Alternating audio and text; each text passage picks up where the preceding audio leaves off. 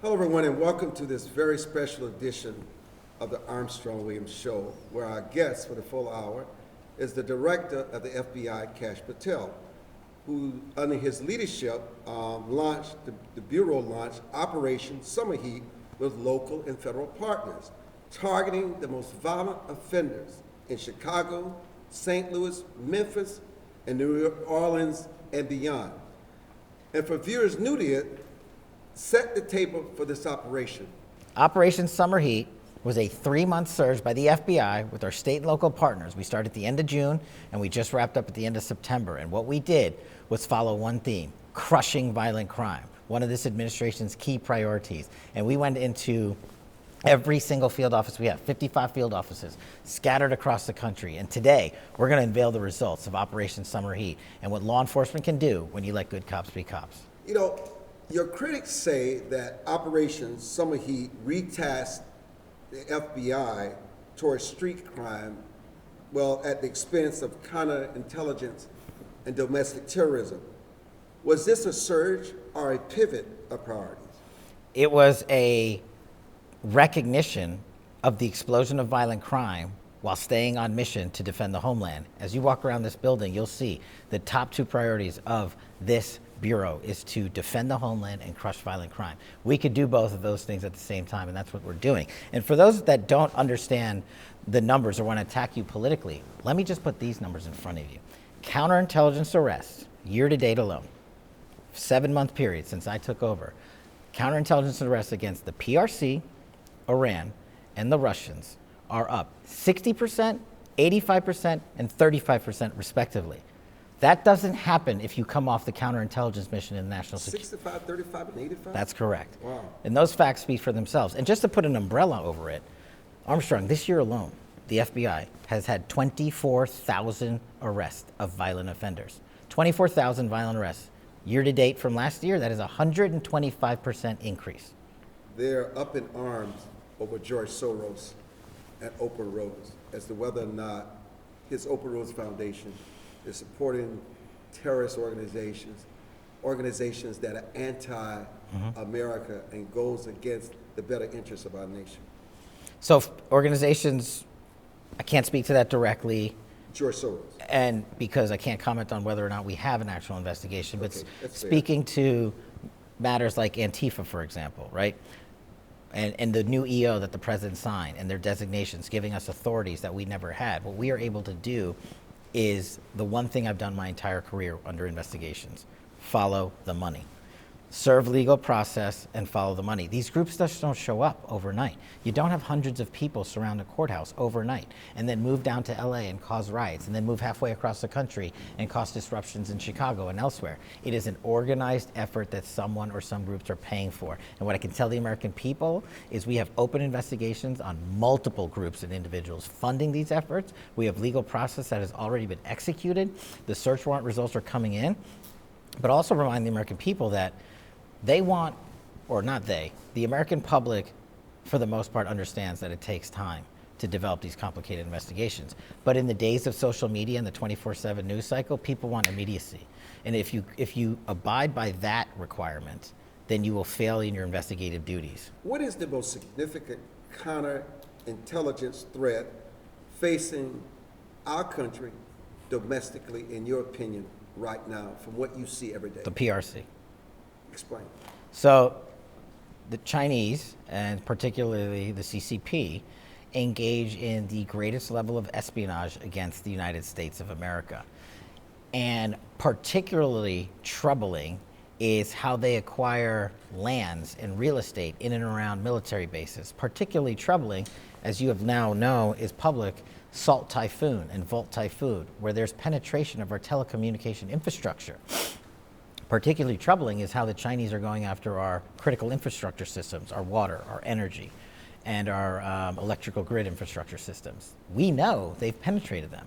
James Comey, a former director of the FBI, is being accused of lying to Congress on 2 counts. There are agents who testified that Mr. Comey did use a source inside the FBI to leak information to the press. there are agents who are still in this building that were loyal to him, who did not want to see this indictment go forward. The Attorney General of the United States, Pam Bondi, just announced that not only are they going to bring the full charges against Mr. Comey, that is only the beginning of people that they're targeting in the same manner.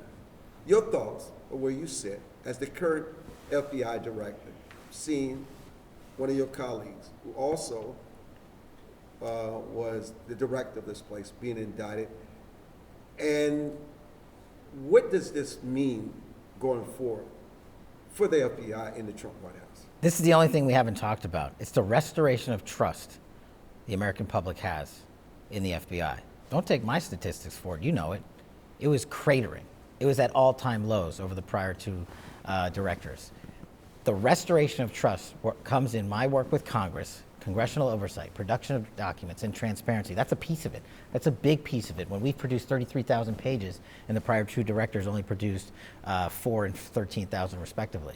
That's a big difference. Of investigations of consequence, everything from JFK to the Charlie Kirk assassination and everything in between. We're making ongoing productions like never before seen so the American people can see, touch, and feel it and not be told what happened. As to, for me particularly, an individual who is a victim of a weaponized system of law enforcement, a politicization of law enforcement, literally had subpoenas served on me for no legal basis whatsoever. I will never, in this seat, launch an investigation without the appropriate legal and factual basis to do so, and I do not make those decisions. The career agents do. In other words, the people that accuse you of weaponizing the FBI to do the president's bidding is just not true. No.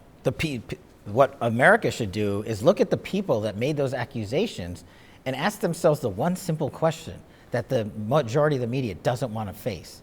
Did Russiagate happen? No. And what happened, what did I uncover when I led that investigation, when I was a chief investigator on Capitol Hill, is that a political party hired a foreign intelligence asset to make up information, then get it to the FBI, and the FBI knew and has now admitted it knew the information was false and the source was bad. Even so, they went to a federal secret court, applied for a warrant on their political opponent, and lied to that federal court to obtain that warrant. If you can't come to terms with that, then you have no opinion or basis to stand on to attack our integrity and the leadership I have at the FBI. Look at the individuals that did that. Ask yourself the tough question in the mirror, not you, the fake news media. You want to prop these people up and say we're the ones weaponizing government. It is the height of hypocrisy to have someone accuse us of doing that when they are the ones that created that maniacal system to satisfy their own egos. They're just pissed that we figured it out, and the guy that figured it out is now the director of the FBI, and the Attorney General is a great partner, and she's right. We're just warming up. I want to come to January 6th. It is intriguing that 250 FBI plainclothes agents were inside the Capitol on January 6th. I saw the president's tweet to get to the bottom of it. Who placed them there? What were they doing? Were they inciting violence? What can you tell us, Mr. Director? This is a great example of the president's initiative to solve all the answers on January 6th. And it's another example of our transparency efforts. Pursuant to the president, we investigated the matter and found out why FBI agents were placed there in the first place. And it turns out we found documentation and witnesses and whistleblowers that said we were forced to go there to do riot control. Armstrong, do you know what the FBI does not do ever? Riot control. We don't do that. So the prior leadership sent 250 some odd men and women into a situation they're not trained for, put them in harm's way, put the individuals out there in harm's way, and also those individuals have collectively responded or said beforehand that they were forced to go there. They didn't volunteer to do that. And you believe them? That's their word, not mine. That's what they reported. That's what they wrote down at the time of and stated. And we made those productions of Congress, which is the only reason you know it, because I'm the only director that's willing to work with Congress to get this information out there. Some Republicans, Mr. Director, argue that Nancy Pelosi staged January 6th, and the Select Committee covered it up.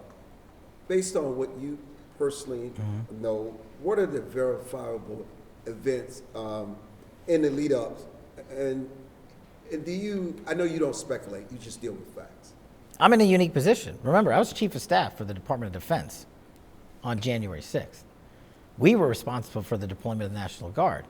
And what I was forced to testify to years ago at great personal cost has now once again, just like Russiagate, been proven true, because all I do is speak the truth. On January, actually in the days before January 6th, we were in the Oval Office where the President Trump at the time, authorized, pursuant to law, up to 10 to 20,000 National Guard. We took that authorization because the law's second part required a request from who? Nancy Pelosi and the Metropolitan Police and the mayor at the time. And what did they say? No. And remember what happened for the next 2 years? They say, oh, Kash is lying, Trump's lying. And what did we find? Letters of their declination of the National Guard, refusing to have the National Guard show up.